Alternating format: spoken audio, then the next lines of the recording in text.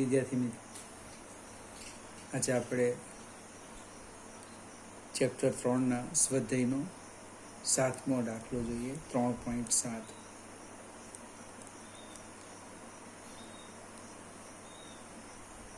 એક ચાંદીના તારનો 27.5 અંશ સેલ્સિયસ તાપમાને અવરોધ 2.1 ઓહ્મ છે.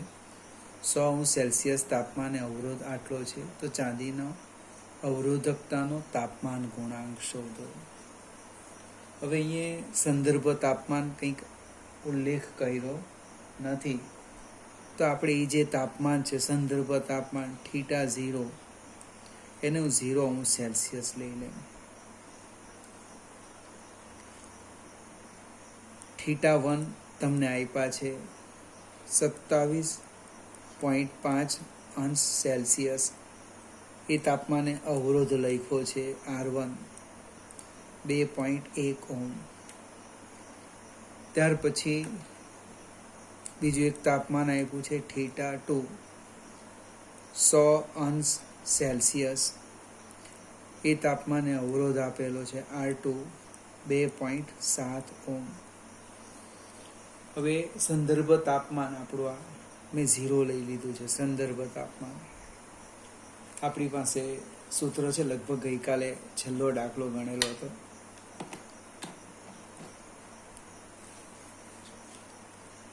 R equal to R0 1 plus alpha theta minus θ0. θ0 0 છે ને, θ0 આપણે સંદર્ભ તાપમાન 0 અંશ સેલ્સિયસ લઈ લીધું, એટલે આ સૂત્રની સ્થિતિ આવી થશે. R is equal to R0 1 plus alpha θ. હવે આપણે તાપમાન 1 અને તાપમાન 2 માટે લખીએ. R1 બરાબર R0 1 પ્લસ આલ્ફા θ1, એટલે R1 આપણને છે ખબર 2.1, R0 ખબર નથી. 1 પ્લસ θ1 27.5 આલ્ફા, સમીકરણ 1. આ જ પ્રમાણે R2 લખીએ. R2 બરાબર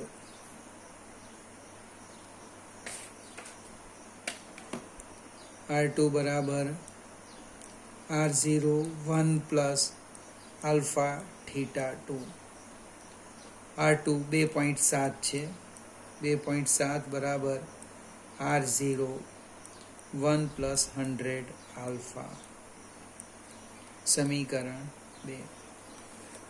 હવે આપણે R0 જોઈતા નથી, તો એક કામ કરીએ, 1 અને 2 અથવા 2 અને 1 નો ગુણોત્તર લઈ લઈએ.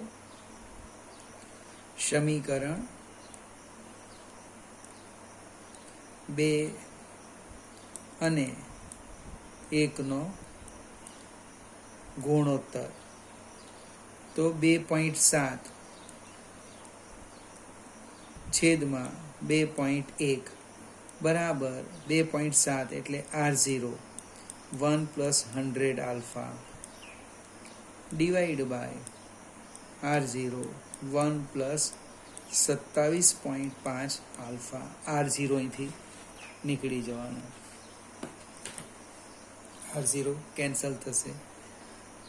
હવે અહીંયા 27 ભાગ્યા 21 સાદુરૂપ અપાયું છે. 9 ગુણ્યા 3 27, 7 ગુણ્યા 3 27, એટલે 9 ભાગ્યા 7 બરાબર 1 પ્લસ 100 આલ્ફા અપન 1 પ્લસ 27.5 આલ્ફા. ક્રોસ ગુણાકાર કરી દઈએ. 9 કૌંસમાં 1 વત્તા 27.5 આલ્ફા બરાબર 7 કૌંસમાં 1 પ્લસ 100 આલ્ફા. કૌંસ છોડી દો. 9 ગુણ્યા 1 એટલે 9, 27.5 ગુણ્યા 9 એટલે 244.5 આલ્ફા બરાબર 7 પ્લસ 700 આલ્ફા. આપણે આ પદને આ બાજુ લઈ ગઈએ એટલે 700 આલ્ફા માઇનસ 244.5 આલ્ફા બરાબર 9 ઓછા 7. 700 માંથી આપણે 244.5 બાદ કરીએ તો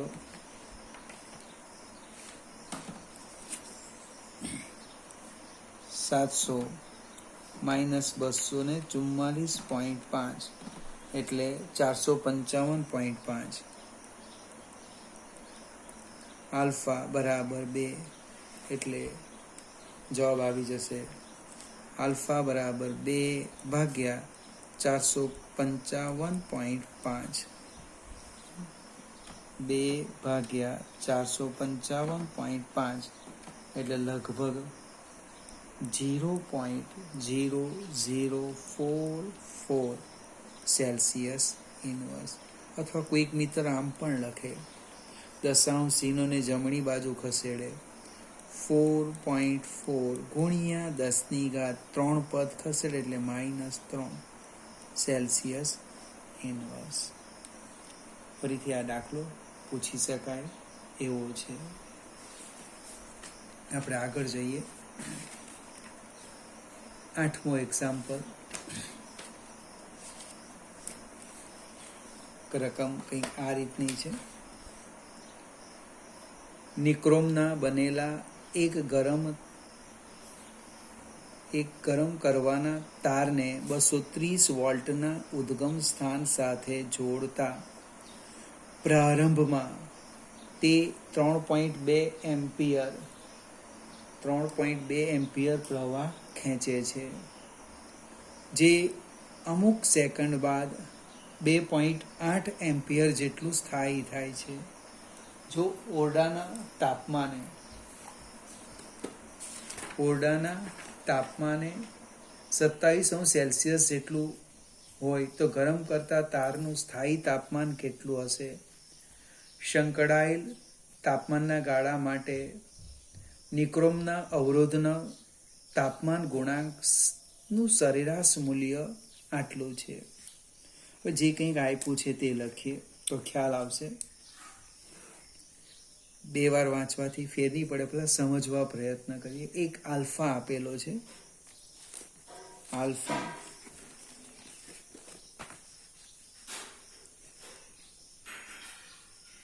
આલ્ફા છે 1.7 × 10⁻⁻⁴ અંશ સેલ્સિયસ ઇનવર્સ. હવે એક વોલ્ટેજ V આપેલો છે. V 230 વોલ્ટ અને પ્રારંભમાં તે જે પ્રવાહ ખેંચે શરૂઆતમાં I0 એ 3.2 એમ્પિયર અને અમુક સમય બાદ એ સ્થિર બની જાય. અને એ સ્થિર બને તે સમયનો પ્રવાહને ધારો કે હું I કેમ એ 2.8 એમ્પિયર. હવે રૂમ ટેમ્પરેચર આપેલું છે આપણને 27° સેલ્સિયસ. એને હું θ0 કહી દઉં. અહીંયા આલ્ફાનો એકમ પણ સેલ્સિયસ ઇનવર્સ છે એટલે આને આપણે સેલ્સિયસ લઈએ અને પ્રશ્ન છે θ શોધવાનો. હવે જેવો વોલ્ટેજ આપો એટલે પ્રવાહની શરૂઆત થાય.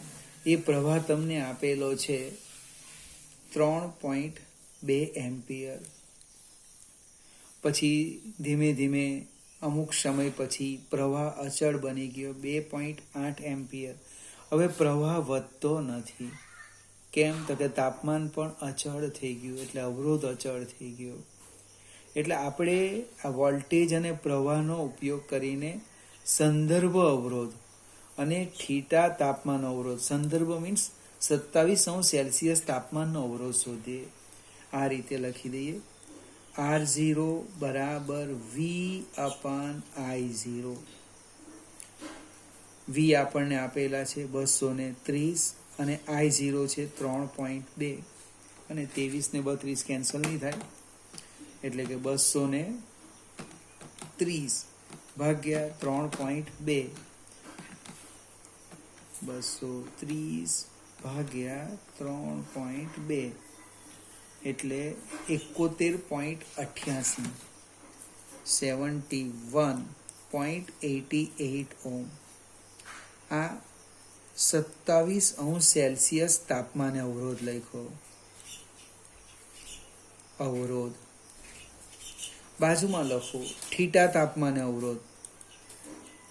થીટા તાપમાને અવરોધ એને આપણે નામ આપી દઈએ R, તો કે V/I1 અથવા તો I લખ્યું છે તો I એટલે 230 ભાગ્યા 2.8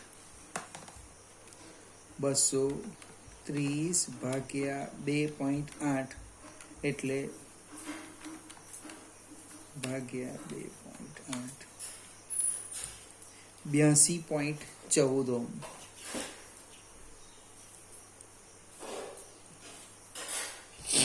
હવે આપણી પાસે કઈ કઈ વસ્તુ છે તે તમે ચેક કરો. એક આલ્ફા છે, એક સંદર્ભ તાપમાને અવરોધ છે અને થીટા તાપમાને અવરોધ છે. અને આપણે થીટા શોધવાનું છે તો આપણી પાસે આ જસ્ટ હમણાં જ દાખલો ગણ્યો. આ સૂત્રનો આપણે ઉપયોગ કરીએ છીએ.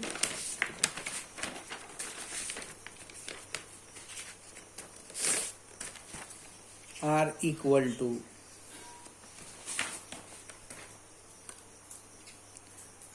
equal to R0 1 plus alpha theta minus theta 0.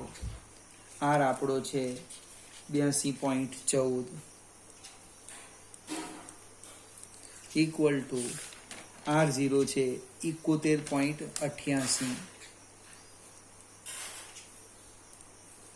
1 plus alpha હમણે પછી કિંમત રવા દઈએ, પાછળથી કિંમત મૂકીએ. થીટા શોધવાના છે -27. હવે સાદું રૂપ આપીએ.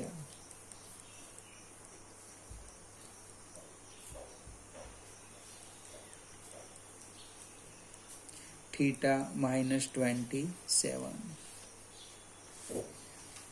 82.14 ભાગ્યા 71.88 એટલે 1.14. આ એક આ બાજુ આવે એટલે -1 આલ્ફા થીટા -27 1.14 એટલે 0.14 ભાગ્યા આલ્ફા બરાબર થીટા -27. આલ્ફાની કિંમત મૂકી દઈએ આપણે, બાજુમાં લખું છું 0.14 ભાગ્યા આલ્ફા 1.7 ગુણ્યા 10⁻⁻4 બરાબર થીટા -27. હવે આપણો જે પ્રશ્ન ઉદ્ભવે તે સમજાવું. આ જે -10⁻⁻4 છે ને ઉપર લઈ જાય તો પ્લસ થાય એટલે 0.14 ભાગ્યા 1.7 કરો. જો આ રીતના 0.14 ભાગ્યા 1.7 તો આપણને મળે 0.08235 0.08235 into 10⁴ equal to થીટા -27. તમે શું કરો ને માઇનસ જ રોવા દેવું ઉપર અને જવાબ તાપમાન ઋણ લઈ આવો. હવે 10⁻4 ને ગુણો એટલે 1 2 3 ને 4 એટલે કેટલા થવાના? 8 2 4 5 ને દૂર કર્યા એટલે આગળ એક ઉમેરી દીધો બરાબર થીટા -27 એટલે થીટા બરાબર 824 વત્તા 27 અને એ જે આવે આપણું તાપમાન. ફરીથી આપણે જે ભૂલ કરીએ, મારો અનુભવ કે આ 10ની ઘાત ઉપર લઈ જવાનું ભૂલી જઈએ અથવા લઈ જઈએ તો માઇનસ રવા દઈએ, એટલે જવાબ આવતો નથી. આગળ જઈએ. જે આપણે ઓલરેડી ખૂબ અગત્યનો ઉદાહરણનો દાખલો ગણેલો એ જ દાખલો ફરીથી આવે છે, વિસ્ટન બ્રિજ પર આધારિત. વિસ્ટન બ્રિજ હું પરિપથ સમજાવું. આ રીતનો છે.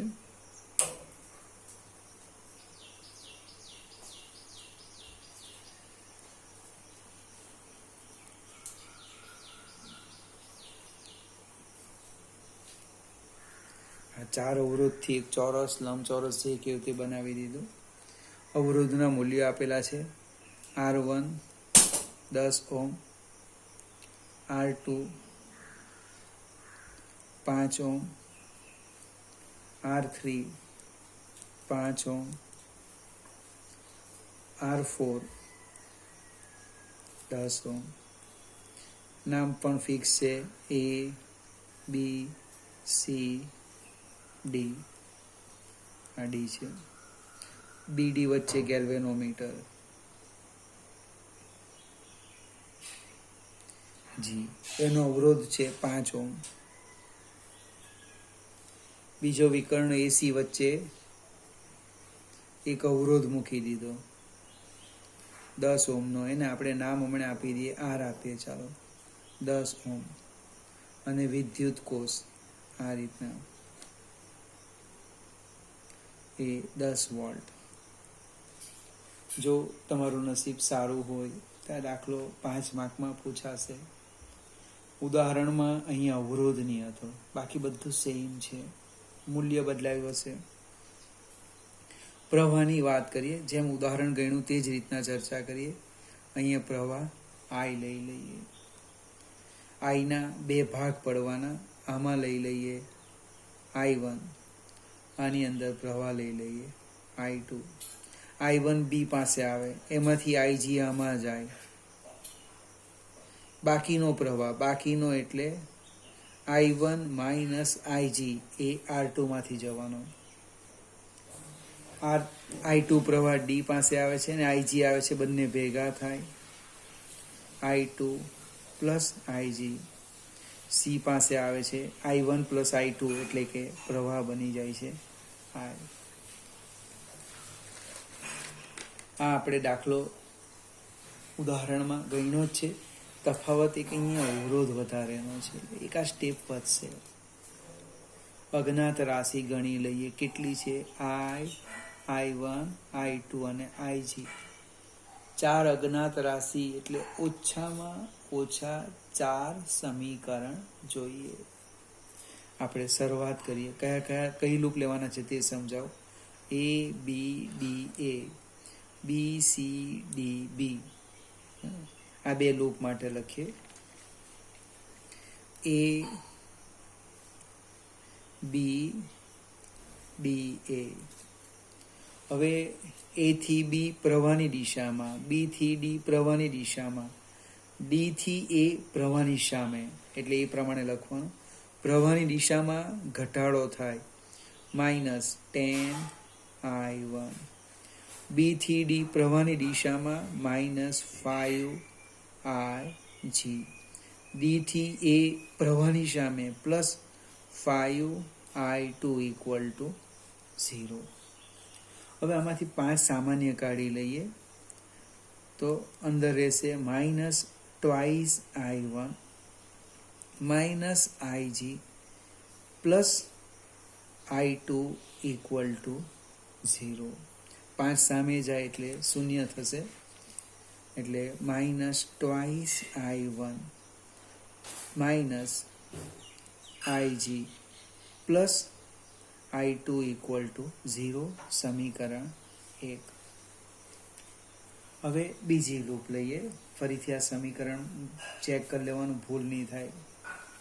બીજી loop B C D B માં લૂપનો નિયમ અથવા તો કિર્ચોફનો બીજો નિયમ જે લખે તે. તો એની અંદર શું થવાનું તે જોઈએ. લૂપનો નિયમ લખું છું.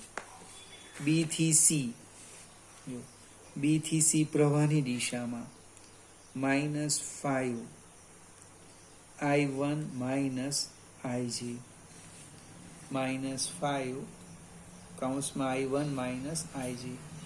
સી થી ડી પ્રવાહની સામે +10 કૌંસમાં I2 પ્લસ IG. આગળ જઈએ. ડી થી બી પ્રવાહની સામે +5 IG = 0. સાદું રૂપ આપીએ.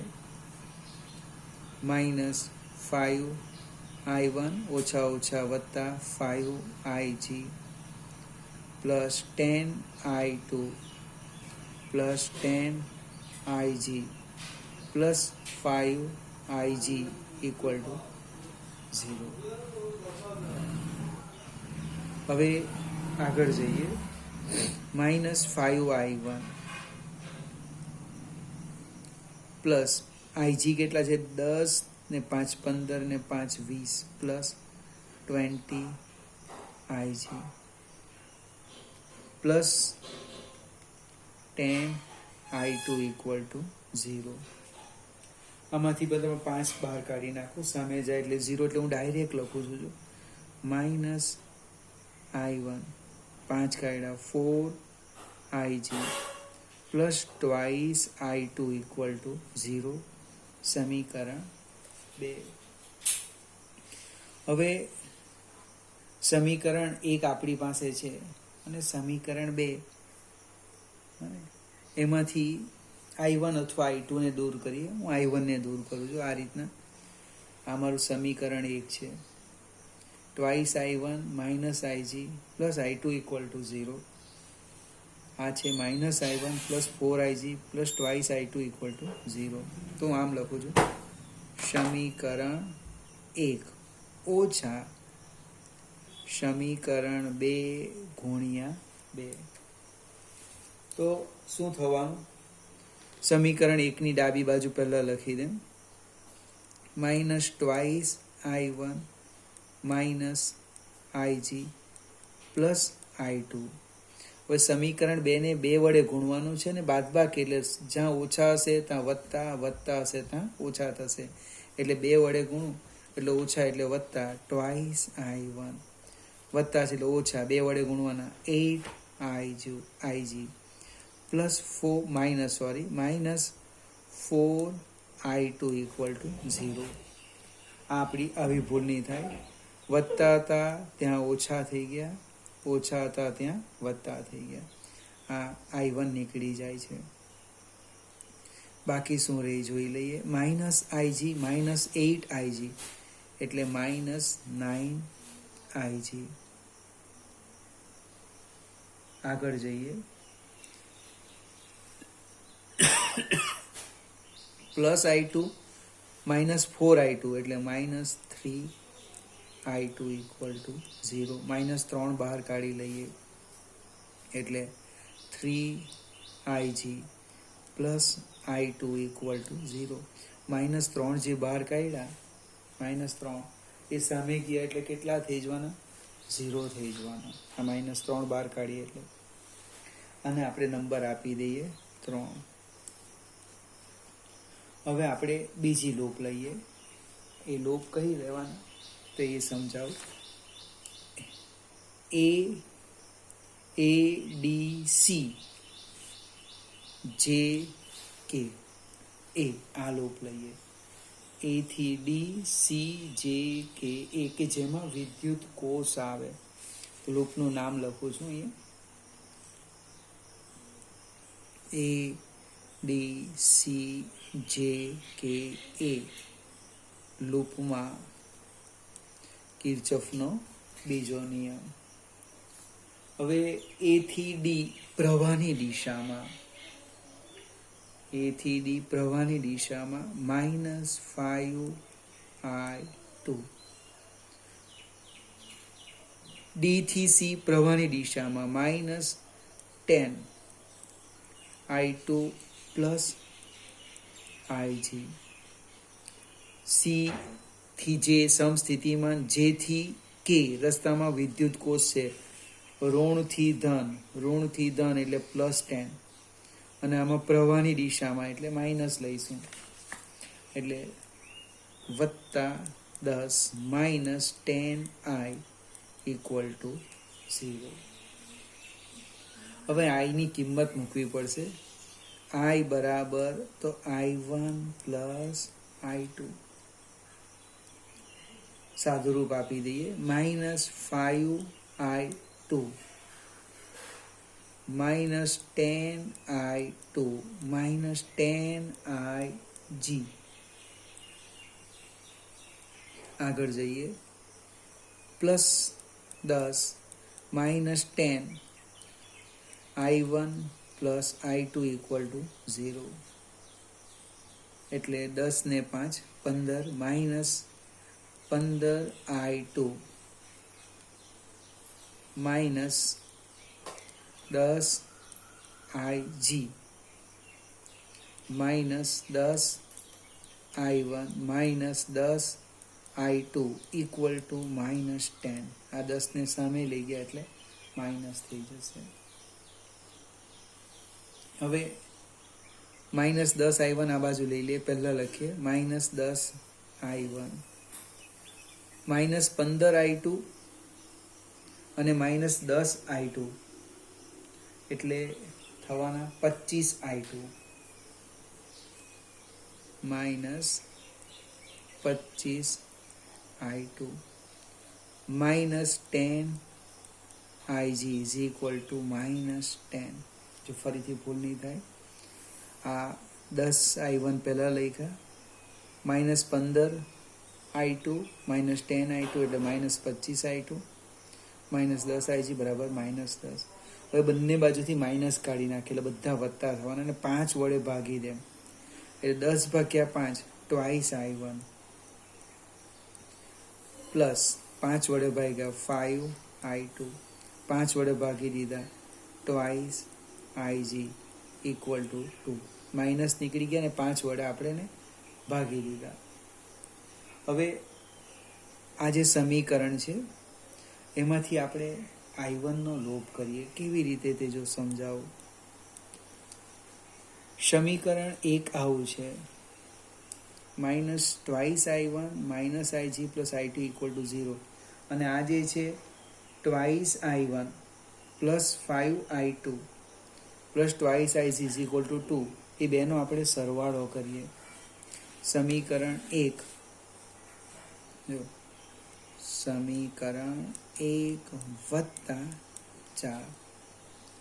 સમીકરણ 1 કયું છે તો કે -2i1 -ig + i2 વત્તા સમીકરણ 4 2i1 + 5i2 + 2ig = 0 + 2 એટલે 2. હવે આમાંથી 2i1 નીકળી જાય છે. જે બાકી રહી ગયું એ આપણે લખી દઈએ, -ig + 2ig એટલે ig રહી ગયા એક. i2 ની વાત કરું, +i2 + 5i2 બને એટલે 6i2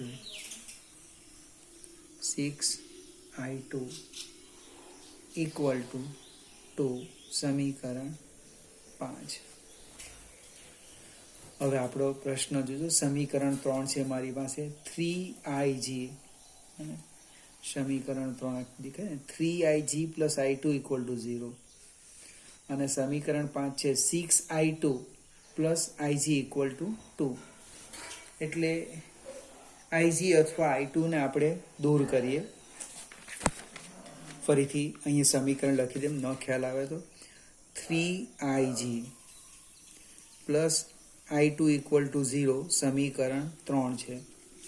અને આપણે જે હમણે મેળવ્યું તે 6 આપણે ig + 6i2 = 2.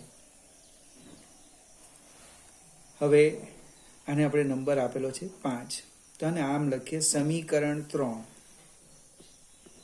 ઓછા સમીકરણ 5 ગુણ્યા 3. ચાલો સમીકરણ 3 ની ડાબી બાજુ લખી દે 3ig પ્લસ i2 ઓછા 3ig વત્તા છે એટલે ઓછા થશે 6 તારી 18i2 બરાબર -3 6.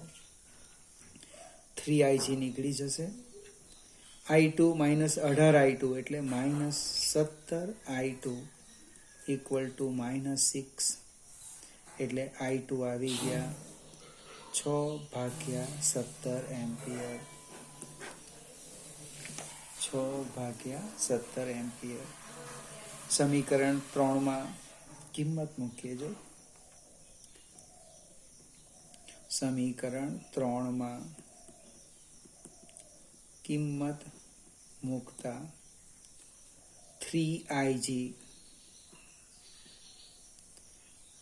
પ્લસ 6/17 ઇક્વલ ટુ 0 એટલે 3ig કેટલા થવાના 3ig બરાબર -6/17 એટલે ig આવવાના -6/3 ઇન્ટુ 17 એટલે અહીં સાઈડ પર લખું છું ig બરાબર -2/17. માઇનસ એવું કે આપણે જે પ્રવાહની દિશા ધારી તે ખોટી છે. આપણે પ્રવાહની દિશા કઈ લીધેલી બી થી ડી. વાસ્તવમાં માઇનસ એવું કે પ્રવાહ ડી થી બી તરફ વહે છે. એટલે એક વખત આ દાખલો આખો ગણવાનો પછી પ્રવાહ બદલીને ગણજો તમને તરત ખ્યાલ આવી જશે. આ માઇનસ એવું બતાવે કે પ્રવાહની દિશા કઈ છે બી થી ડી નથી પણ ડી થી બી છે. ચલો આ જ પ્રમાણે હવે તમારે દરેક શાખામાંથી વહેતો પ્રવાહ શોધવાનો છે. તો પહેલી શાખા એ થી બી એ બી શાખા કેટલો છે I1 શોધી કાઢો. બીસી શાખા કેટલો છે શોધી કાઢો. ત્યાર પછી એડી શાખા શોધી કાઢો જે પ્રવાહ હોય તે અને ત્યાર પછી આવવાનું ડીસી શાખા. અને આ બધા પ્રવાહ શોધીને લખે એટલે આપણને કેટલા માર્ક મળે 5 માર્ક મળે. આ વિડીયો 2 વાર જોવાનો 4 વાર દાખલો કન્ટિન્યુઅસ ગણો. પહેલી વખતે 25 મિનિટ જાય તો બીજી વખતે થોડો ઓછો સમય જશે. આના પછીના એક્ઝામ્પલ આપણે આવતીકાલે ગણીશું.